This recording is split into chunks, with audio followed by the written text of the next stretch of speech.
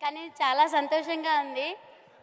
కానీ ఆత్మవిశ్వాసం ఉంటే ఏదైనా ముందుకెళ్ళొచ్చు. నాకు చదువు లేదు అని ఎప్పుడూ బాధపడుతూ ఉంటే, చదువు లేదని బాధపడొద్దని, భక్తికి, ముక్తికి చదువులెందుకు, ఆత్మశాంతి ఉంటే చాలు అదే దైవము.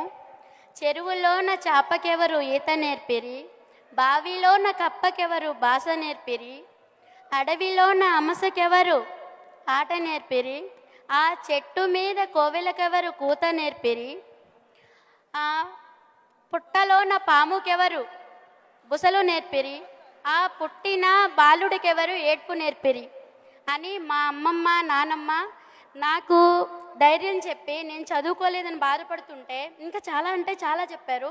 కానీ చదువు ఒక్కటే కాదు, నీ ఆత్మవిశ్వాసం ముందర పని అనేది నేర్చుకుంటే మనం చేసిన